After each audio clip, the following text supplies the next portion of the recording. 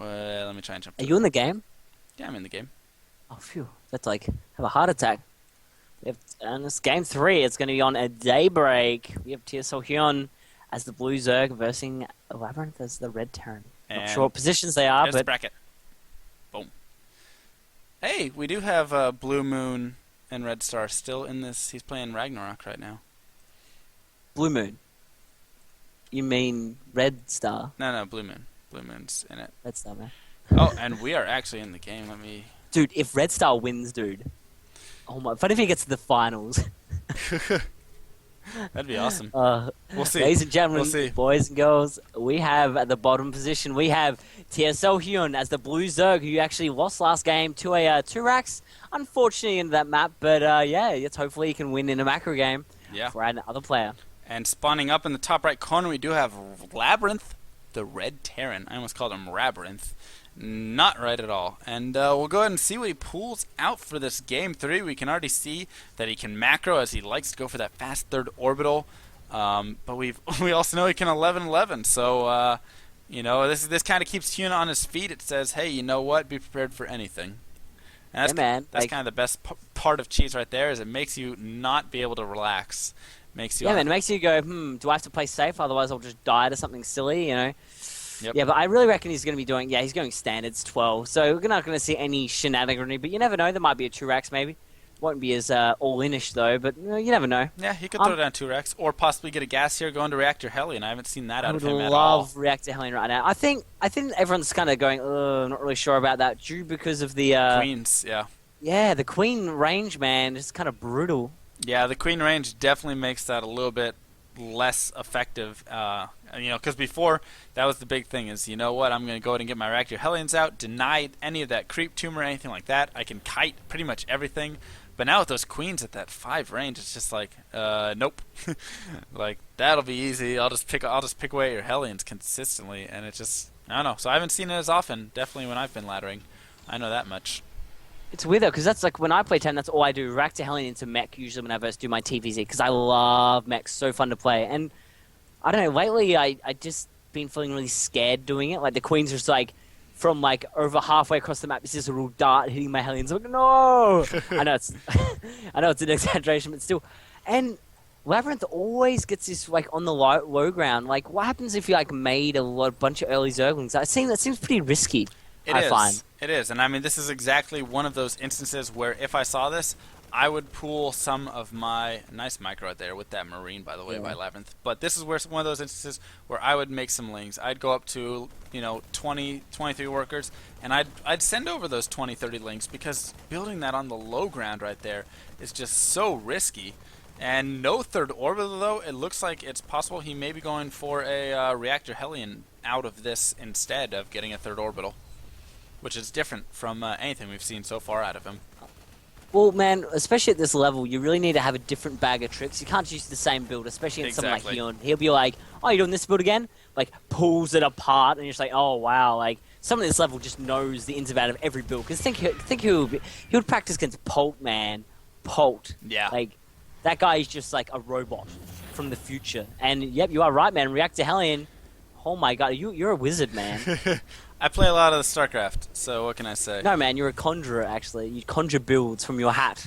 That's right. I played this build for him, actually. I specifically pulled it out of my hat.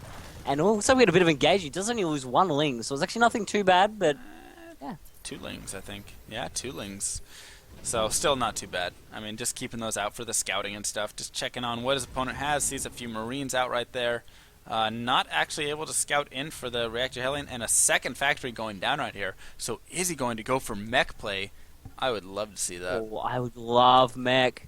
I really hope HonorCup does that style we were talking about, that day 9 daily, the mech one. That would be so cool. Just to kind of see it in a game and actually cast it. Oh, I would just love a replay just to analyze, actually. Yep. I think that would be an awesome replay to analyze. And in the meantime, while we do have the players just building around, I want to give a shout out to Pete for hosting this tournament, HonorCup number 5. Great job. You know, I love how professional this tournament is and the draw that he has from all these players stuff. Sen was in this, Tails was in this, HonorCup, as you can see, LabyRinth in this. I mean, it has just been amazing, so shout out to him. And also a shout out to Axel Toss for kind of getting me this casting spot right here. And I think you as well, so shout out to both those guys. And let's get back to the game. We do have the Hellions out on the field. And scouting around, just kind of checking out for any sort of spare lings for scouting, trying to gain back that map control. Yeah, man. I mean, also shout out to Axel Toss from me as well, man, because he actually got me this job as well. So like, he's just such a lovely man. Like, such a beautiful, beautiful man. And wow, actually, it's interesting. On Daybreak, before the Reactor Hellion nerf, like you would have easily contained right the natural here, but now he's just pushed right out. Like, just it's crazy how much 2 range just kind of changes the matchup so dramatically. It's so cool. I love seeing the metagame changing. And these, oh, is he going to take it? He actually does take, wow. Nice. I really like that. He actually destroyed 1 Hellion, so. I like that queen upgrade. It's cool.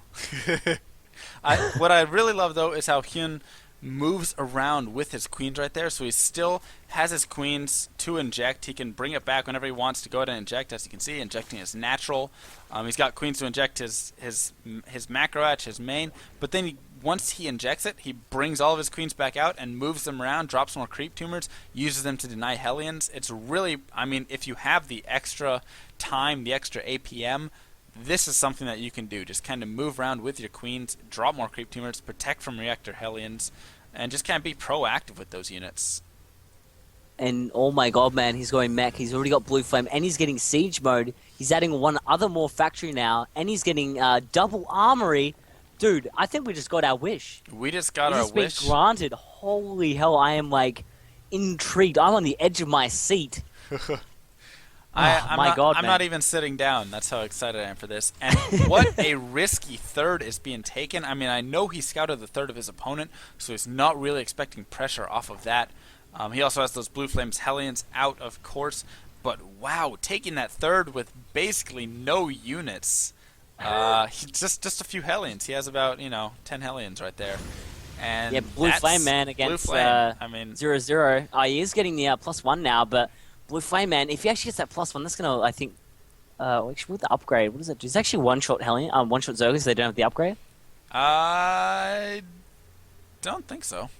Oh no, they don't. Never mind. I think it requires 2 one-shot Zerglings. 2-shot, yeah. It's not gonna happen anyway because he's getting the +1 finished now. But man, like he's actually going a lot more Zerglings this game. I think that's gonna bite him in the.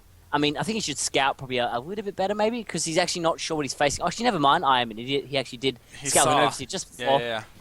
He did see. He also saw the Blue Flame Hellions. I mean, I feel like he can be pretty certain of it. And there we go. We do have a Roach one going down, as well as a Spire. And the real thing is, will he be taking up to a fast hive? Does he have an infestation pit? No, he does not yet.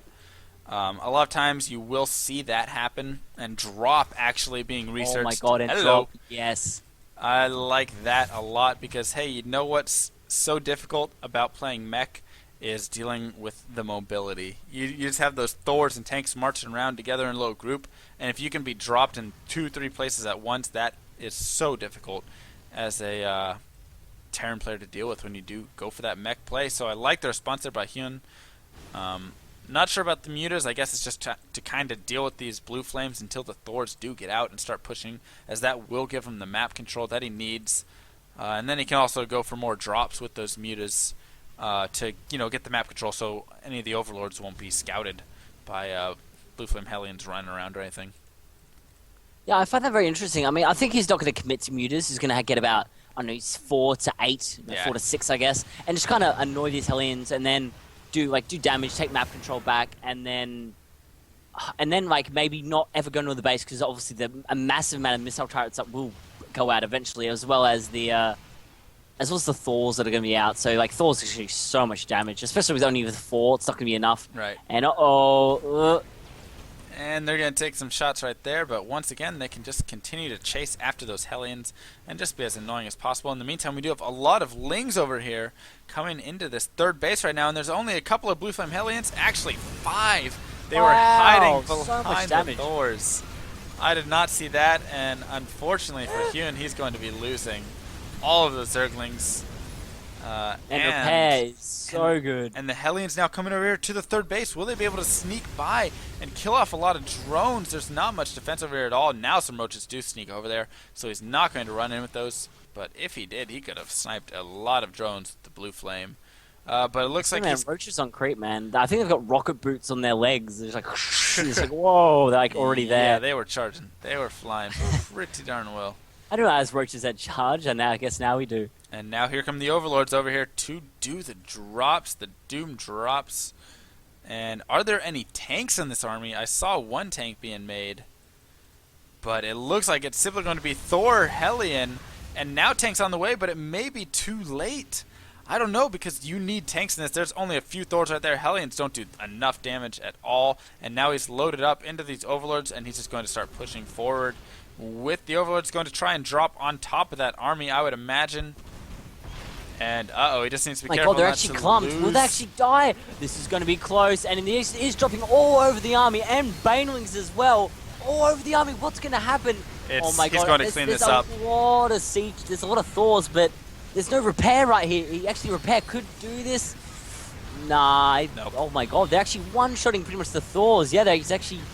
Oh my god, TSLHyuN, man. Beautiful play. And look at the Remax. Look at the Remax. 38 roaches in production. Already on the way, already streaming their way over to the base, and I think this may just be it. I don't know if LabyRinth is really going to have enough to deal with this. He does have the siege tanks up on the high ground, so he's not going to be able to break into that base, but he'll be able to snipe off the third. He'll be able to snipe off a lot of SCVs down here at the natural if he wants. So many roaches now streaming out across the map, and I don't know. It's just not looking good at all right now for LabyRinth.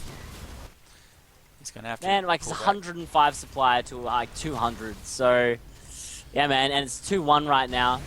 To the 2-2, actually, so he does have the upgrade advantage, and now he's going to be caught kind of out of position with these siege tanks. There are a lot of siege tanks, though, so he's just going to instead load up into the drop ships and drop all on top of them. This is not going to be good for LabyRinth. I love you. I know you can't hear me, but I love you, man. This is awesome. So, unfortunately, yeah, here comes all the drop all over the... And he's not even on siege, so he knows he can't do anything right now, and... I mean... Like, roast, all I can say is, like, roast early right now, man. And that's it. It's going to be GG. So HonorCup is going to take this in 3 games in this best of 3. And, I mean, beautiful, beautiful play. I love drops. No Zergs do drops. I mean, some Zergs do drops. I like drops. But not enough Zergs do drops at all. So, I mean... Beautiful play. What a beautiful win right there. And unfortunately for LabyRinth, he just did not have any tanks to deal with that at all.